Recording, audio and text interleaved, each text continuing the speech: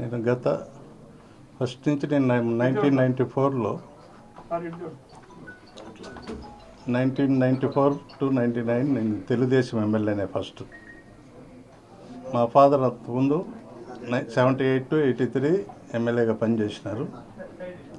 అయితే 99లో కొన్ని కారణాల వల్ల నాకు సిట్టింగ్ ఎమ్మెల్యేకి కడప జిల్లాలో ఇవ్వలేకపోయినారు తెలుగుదేశం పార్టీ.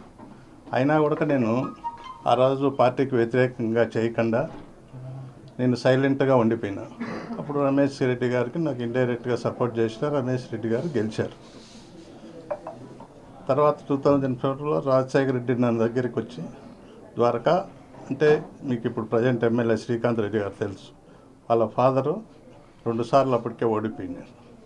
వాళ్ళ ఫాదరు మా ఫాదర్ మీద సర్పంచ్గా కూడా 2 సార్లు గ్రామ సర్పంచ్గా ఓడిపోయినాడు. అటువంటి మేమే మా నాయన ఎమ్మెల్యే తర్వాత సమితి ప్రెసిడెంట్గా మా ఫాదరే మోహన్ రెడ్డి గారిని చేసినారు. మోహన్ రెడ్డి గారిని చేసిన తర్వాత మా నాయన ఓడిపోయిన తర్వాత ఆయన 2 సార్లు నిలబడినాడు, ఓడిపోయినాడు. అప్పుడు రాజశేఖర్ మా ఇంటికి వచ్చి ద్వారకా 2 సార్లు ఓడిపోయినాడు మోహన్ రెడ్డి. ఒకసారి ఆయనకి ఏజ్ అయిపోయింది, ఒకసారి గెలిపించు, నెక్స్ట్ నీకే అవకాశం ఇస్తా అని చెప్పారు. అప్పుడు శ్రీకాంత్ రెడ్డి వాళ్ళ ఫాదర్ని నేను చేసి గెలిపించాను. ఆయన తర్వాత నాకు టికెట్ ఇస్తామని చెప్పేసి రాజశేఖర్ రెడ్డి పోయి అడిగితే, సార్ లాస్ట్ టైం ప్రామిస్ చేసినారు మీరు అంటే, సరే అని చెప్పేసి ఇస్తానని చెప్పి ప్రామిస్ చేసినారు. నన్ను డబ్బులు ఎంత పెట్టుకుంటామన్నారు, డబ్బులు చూపిమన్నారు, డబ్బులు చూపించిన. సజ్జల రామకృష్ణ వాళ్ళ బ్రదర్ దగ్గర డబ్బులు చేర్చమన్నారు, డబ్బులు చేర్చిన.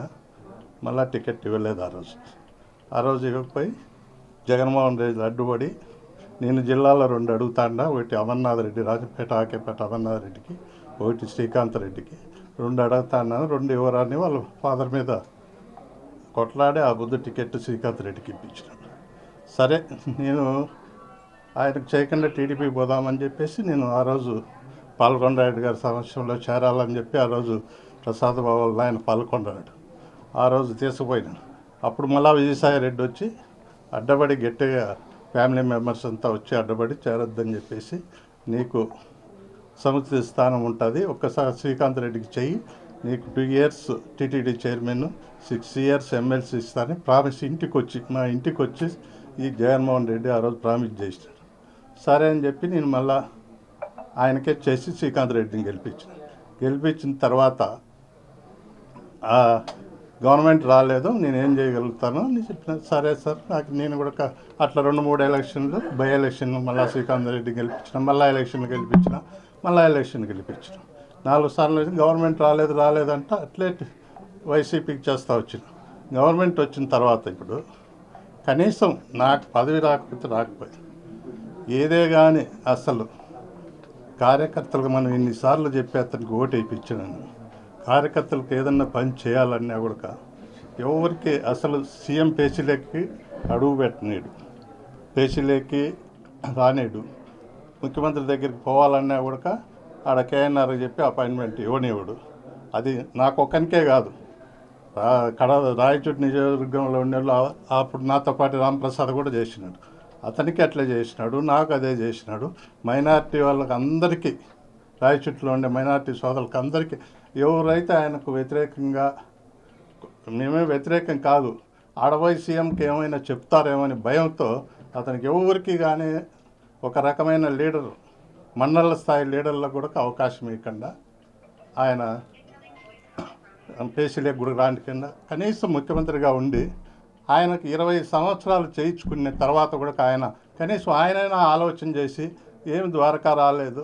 అదే రాజశేఖర రెడ్డి అయితే పాపం ఎన్నోసార్లు నేను చూసినాం, పిలిపించుకు దగ్గరికి వస్తే రాయచోటి ముస్లిమ్స్ కానీ మైనారిటీ వాళ్ళకి అందరికీ, రాయచోటిలో ఉండే మైనారిటీ సోదరులకు అందరికీ ఎవరైతే ఆయనకు వ్యతిరేకంగా, మేమే వ్యతిరేకం కాదు, ఆడబోయి సీఎంకి ఏమైనా చెప్తారేమని భయంతో అతనికి ఎవరికి కానీ ఒక రకమైన లీడర్, మండల స్థాయి లీడర్లకు కూడా అవకాశం ఇవ్వకుండా ఆయన పేషీలకు కూడా రానికుండా కనీసం ముఖ్యమంత్రిగా ఉండి ఆయనకు 20 సంవత్సరాలు చేయించుకున్న తర్వాత కూడా ఆయన కనీసం ఆయనైనా ఆలోచన చేసి ఏమి ద్వారకా రాలేదు.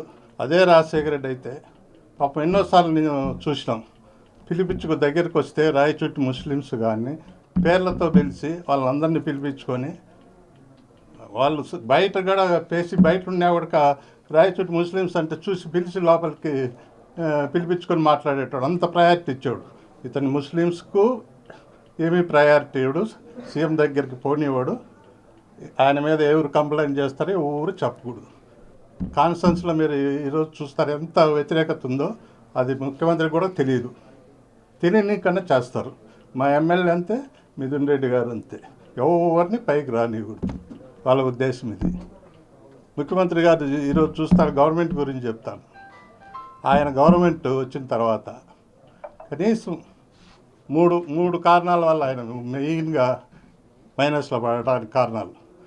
ఒకటి అవినీతి, 2 మొత్తం ఎవరినైనా కానీ ఎవరన్నా అవేర్నెస్ చేస్తారంటే ఒక పాలిటీషియన్ కానీ ఇంకొకరు కానీ వ్యతిరేకంగా పార్టీకి వ్యతిరేకంగా వెళ్తే వాళ్ళ మీద దాడులు చేయడం, వాళ్ళ ఆస్తుల మీద దాడులు చేయడం, వాళ్ళ మీద కేసులు పెట్టడం, ఈ విధంగా ప్రతి ఒక్కరిని సతాయిస్తున్నాడు. పార్టీ వల్లనే కాదు, మామూలు లీడర్స్ కూడా అదేవిధంగా చేస్తాను. ఇప్పుడు స్ట్రైక్ అంటారు, మీరు గవర్నమెంట్ ఎంప్లాయీస్ ఉన్నారు, స్ట్రైక్ ప్రతి గవర్నమెంట్లో ఏ గవర్నమెంట్లు ఉన్నా కూడా వాళ్ళు స్ట్రైక్ చేస్తారు వాళ్ళ హక్కుల కోసం. అది తప్పు కాదు, మనం ఇవ్వచ్చు ఇవ్వకపోవచ్చు. ఆయనకు ఆర్గనైజ్ చేస్తే కూడా వాళ్ళను వ్యతిరేకులుగా చూస్తాడు. అది రెండోది. మూడోది, ఎవరిని కలవకుండా పోవడం. ఎవరినే కానీ ప్రజలను కానీ ఆయనకు చేసిన ప్రజలకు రాజశేఖర్ ఏ విధంగా ప్రజలకు కలిసేవాడు, ఎన్నిసార్లు అపాయింట్మెంట్లు ఇచ్చాడు. మార్నింగ్ 5 నుంచి అపాయింట్మెంట్లు, అందరినీ కలిపి అందరినీ సాటిస్ఫై చేసిపోయాడు. అటోడు ఈయన ఎవరిని కలవడు, ఎవరికి కష్టం. ఎలక్షన్ల వరకు ఆయన వచ్చి చేయించుకుంటాడు, కానీ తర్వాత ఆయన ఎవరికి పలకడు, చేయడు. ఇప్పుడు చూడు ఎంత ఇబ్బందులు పడతాడంటే అవినీతిలో. మందు మీకు తెలుసు, లిక్కర్ షాపులకు ఒక టైమింగ్ పెట్టినాడు. టైమింగ్ తర్వాత మార్నింగ్ మళ్ళీ రాత్రి 9 తర్వాత మార్నింగ్ 11 వరకు షాపులు తెరుస్తారు. 9 నుంచి 11 వరకు బయట షాపుల్లో మందు బ్లాక్లో అమ్ముతున్నారు. దానికి డబ్బులకు గవర్నమెంట్ అసలు లెక్కే లేదు. దానికి ప్రైవేట్గా డబ్బులు ఆయన పోయి ఇచ్చినట్టే ఉంది, కానీ అది గవర్నమెంట్కి డబ్బు కట్టినట్టు మాత్రం గాంధీ షాపుల్లో లేదు, అంతా క్యాష్ రూపంలో తీసుకుంది. అదేవిధంగా షాండ్ చూసినారు మీరు, షాండ్ అదేవిధంగా జరుగుతుంది. ఇక్కడ సీఎం పేసీలో ఎవరు కూడా 5 మంది ఏజెంట్లు పెట్టినారు. అంటే ఆయనకు దగ్గర ఉండాలి. సజ్జల రామకృష్ణారెడ్డి అయితేనేమి, సుబ్బారెడ్డి అయితేనేమి, విజయసాయిరెడ్డి అయితేనేమి, అదేవిధంగా మిథున్ రెడ్డి అయితేనేమి, వీళ్ళు ఏజెంట్లు. వీళ్ళు తొడకపోయి డబ్బు రూపంలో ముట్ట చెప్పే వాళ్ళకి మాత్రం అపాయింట్మెంట్స్ ఉంటాయి. ఇంక వేరే వాళ్ళకి అపాయింట్మెంట్స్, పొలిటికల్గా కాన్స్టిట్యూన్సీలో కష్టపడిన వాళ్ళకు ఎవరికే కానీ అపాయింట్మెంట్స్ ఉండవు. సార్, విజయసాయిరెడ్డి గారు మీ బావే కదా, ఆయన మరి మిమ్మల్ని ఎందుకు కలవలేదు? విజయసాయిరెడ్డి చేయాలనుకున్నా కూడా మిథున్ రెడ్డి, శ్రీకాంత్ రెడ్డి గట్టిగా అడ్డుపడేది. కాన్స్టిట్యూన్సీల వాళ్ళకు శ్రీకాంత్ రెడ్డి బామద్దు అని చెప్పేసి రేపు ఇంకా నన్ను డామినేట్ చేస్తాడమని శ్రీకాంత్ రెడ్డి భయం.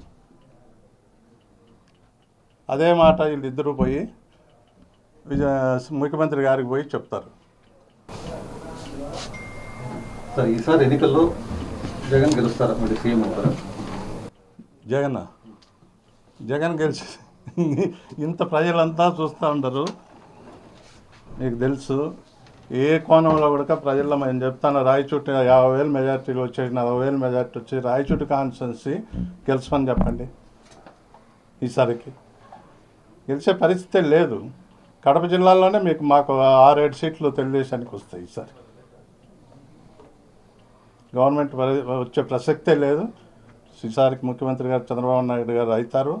మళ్ళీ డెవలప్మెంట్ అనేది మనం చూస్తాం రాష్ట్రంలో. ఇంతవరకు డెవలప్మెంట్ అనేది లేదు. ఆయన అవకాశం కోసం, ఆయన రాజధాని కోసం ఆయన ఉండేదానికి ఫస్ట్ ప్రయారిటీ వైజాగ్లో ఉండేదానికి తన నివాసం కోసం ఆడ ఒక బిల్డింగ్ కట్టుకున్నాడే కానీ వేరే డెవలప్మెంట్స్ వైజాగ్లో ఏం జరిగినాయి చెప్పండి?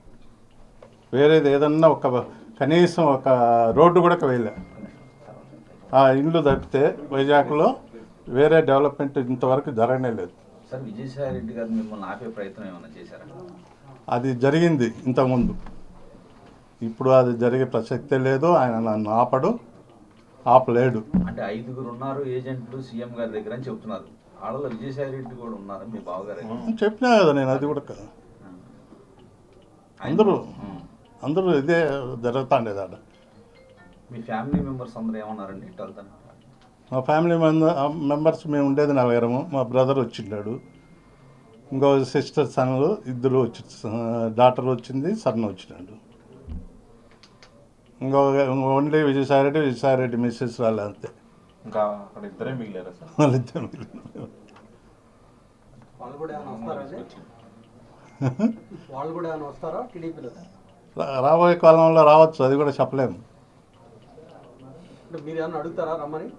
ఇంకా డెఫినెట్గా అడుగుతా. మరిన్ని వీడియోస్ కోసం ఛానల్ ని సబ్స్క్రైబ్ చేయండి, లేటెస్ట్ అప్డేట్స్ కోసం వాట్సాప్ ఛానల్ ని ఫాలో చేయండి, అండ్ లింక్ డిస్క్రిప్షన్ లో ఉంది.